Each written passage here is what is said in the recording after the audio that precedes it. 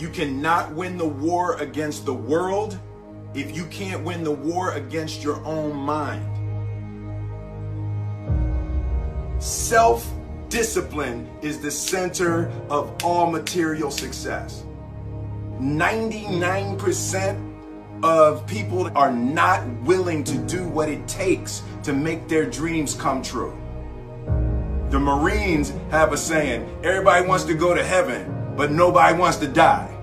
And that's just real. At the center of bringing any dream into fruition is self-discipline. Something as simple as food and eating is not about your body as much as it is about your mind. It's getting command of your mind to be able to choose actions that are in your own best interest.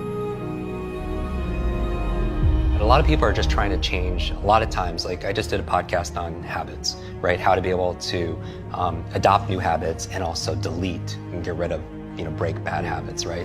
And so a lot of people always want to usually make a change on behavior. They want to get themselves to work out. They want to get themselves to meditate. They want to get themselves to read more each day. They want to get themselves to X, right? Or they want to stop some behavior. They want to stop smoking. They want to stop eating this food. They want to stop. I always tell people, stop checking your phone the first hour of the day. You've heard this many times, right? You win the first hour of the day, you win the day. Every day, we are choosing shit that's not in our own best interest, right? So if the world is attacking you and the world wants to fight you and the world's trying to hold you down, so you're gonna kick yourself in the balls? So you're gonna stop yourself from getting what you dream.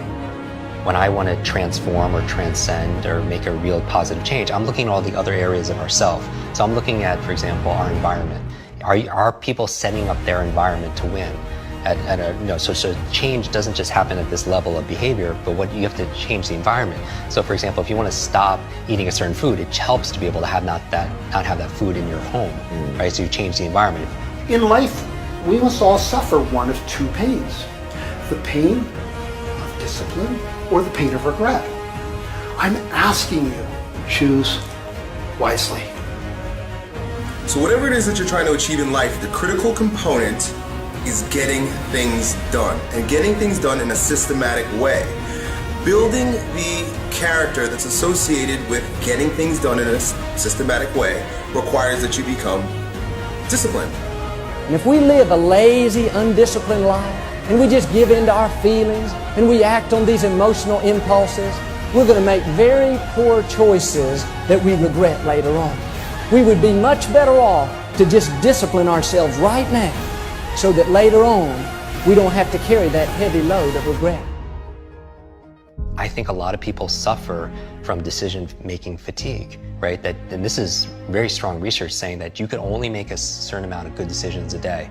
And after that is spent, you can't anymore. And that's really been fine-tuned in the medical field with surgeons and such, in terms of seeing their, where they're making their errors and stuff with early on in the day or later in their days and stuff like that. But we all, as entrepreneurs or as employees and executives or as parents, we all can make a certain amount of decisions. And that's why, people like Mark Zuckerberg or Tony Hsieh, they wear the same t-shirts and sweatshirts all the time because they don't want to spend, use up one of their decisions thinking, oh, what am I going to wear today?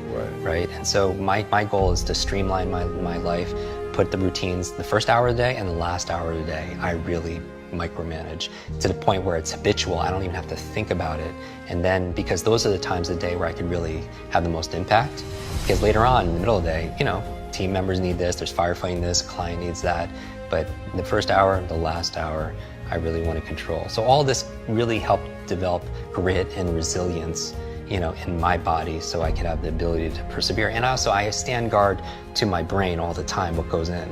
I don't watch like a lot of the negative news and all the market. I really focus, I watch and I listen to your show and maybe a handful of little things I read each day, because I need to keep it positive. I want hope and I'm looking for help. I'm looking for inspiration and also instruction.